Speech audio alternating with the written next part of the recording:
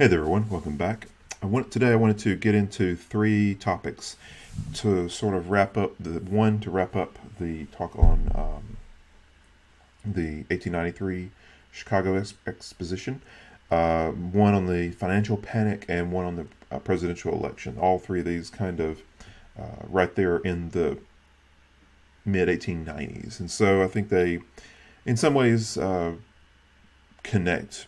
Not fully, but I think it's an interesting way to look at it. So, the first of these, just sort of to wrap up our look at the Chicago World's Fair, the Columbian Exposition, there is this book that came out. So rather than assigning the book, as a read for the class, you have plenty to do beyond that. But I wanted you to at least be exposed to it because it's an interesting story in itself. So this called "Devil in the White City: Murder, Magic, and Madness at the Fair That Changed America."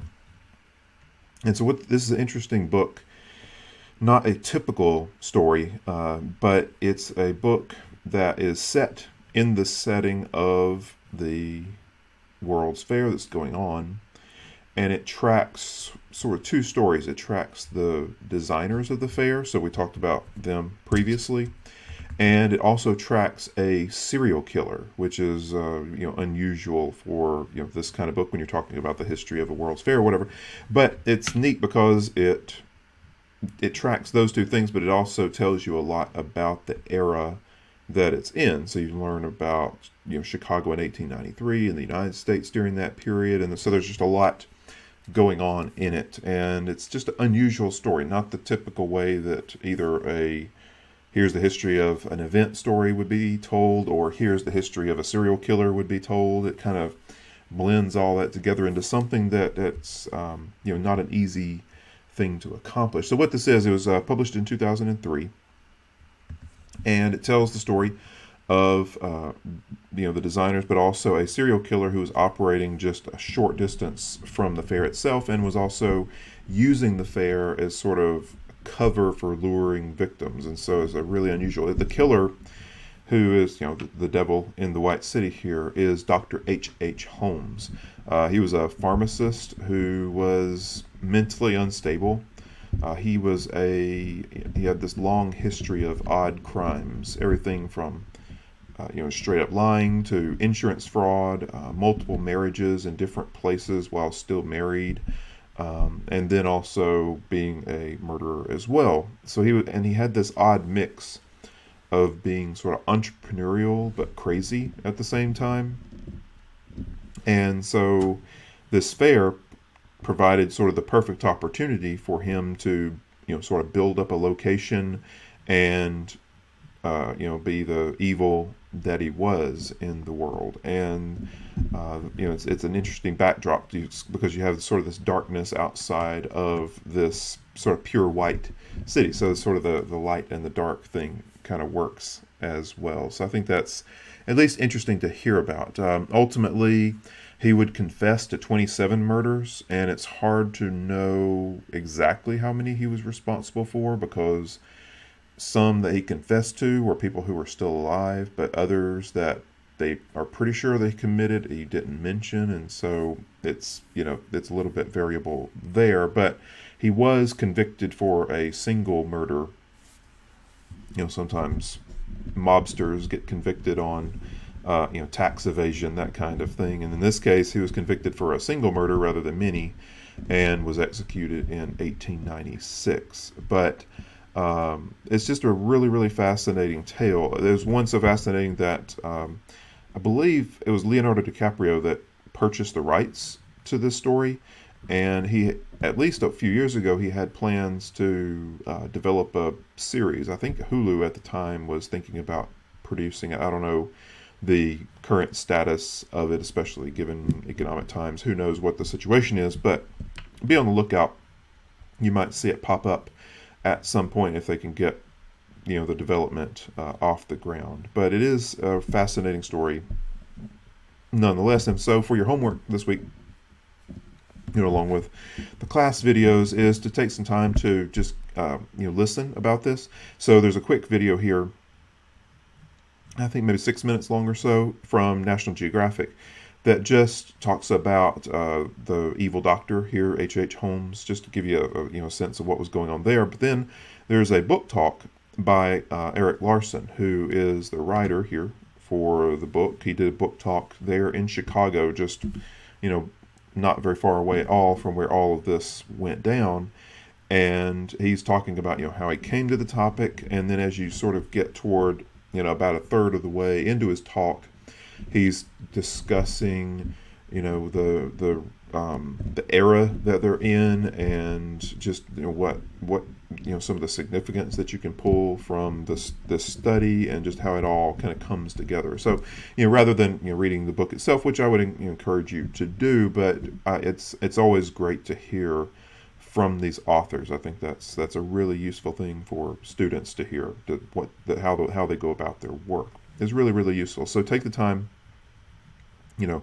with after you get done with the class videos here, take the time with these two videos, and I think you'll benefit a good bit. And he's not the most exciting speaker, but he's fairly engaging, and has good humor and all that, and communicates well what he was trying to accomplish. It's interesting to hear.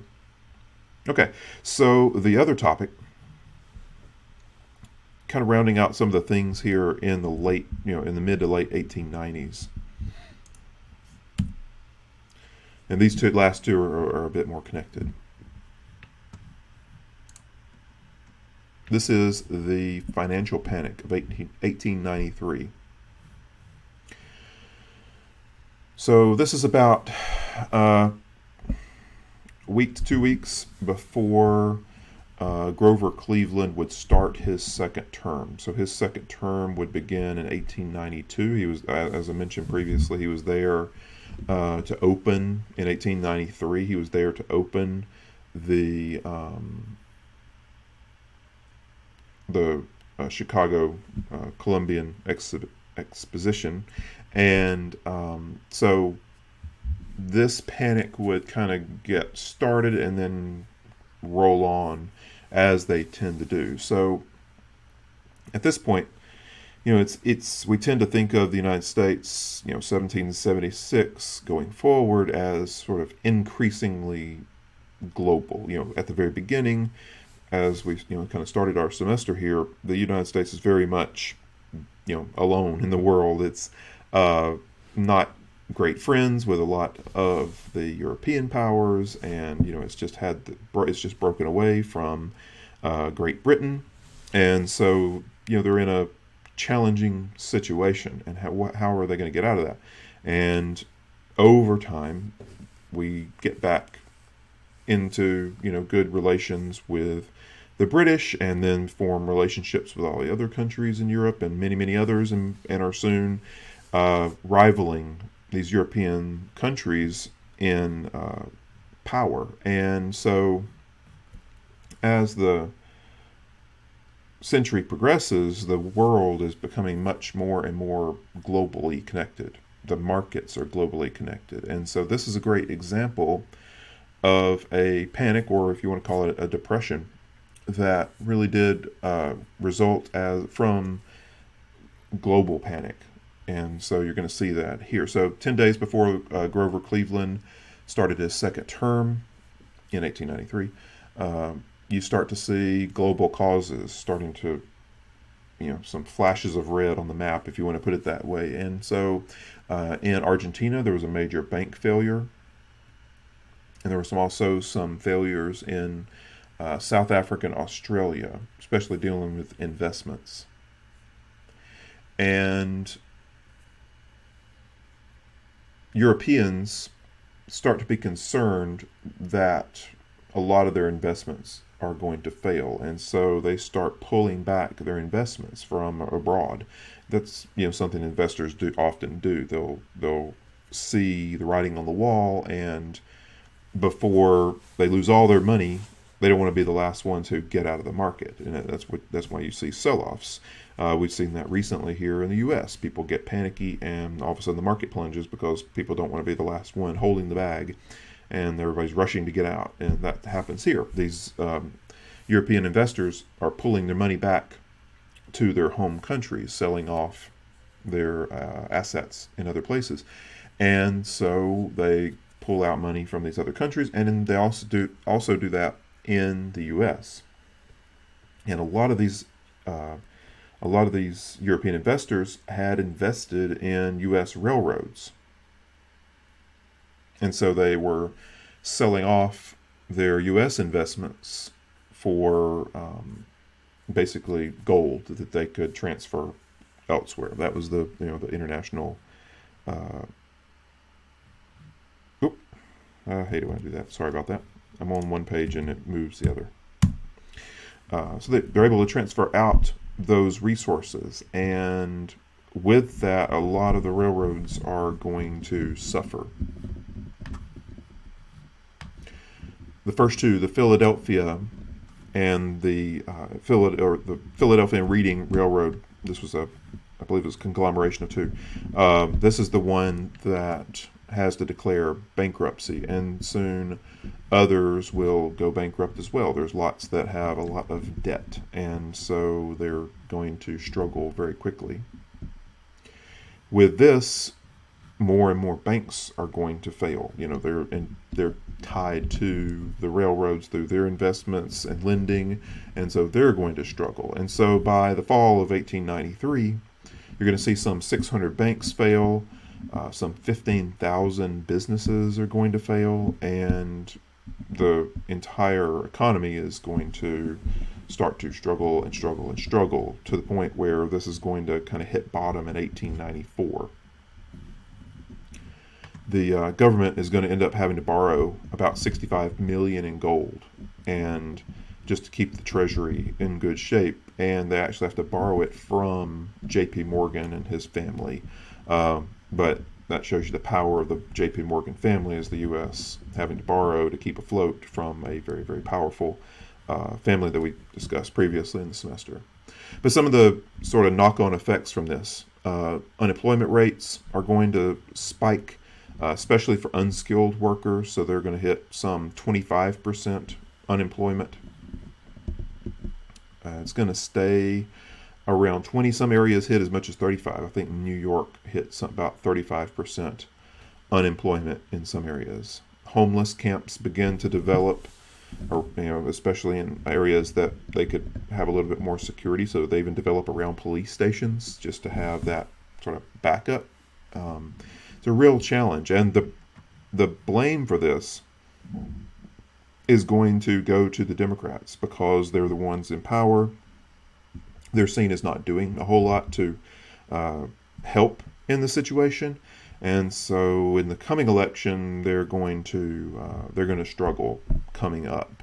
But in this, I thought it would benefit you most to get to hear a bit more about it from an expert. This is from the president. His name is, I wrote it down, Lawrence Reed. He is the president of the Foundation for Economic Education, and just gives a talk on the Panic of 1893. Also looking at some of the political side of it as well. So I know that's two talks in 1 week. So I'll obviously prioritize the one from Larson about the Devil in the White City. But if you are interested and have time, I would recommend this one as well because it is some quality discussion. So I think I'll pause there, and then we'll come back and we'll talk about some of the political ramifications of this particular event.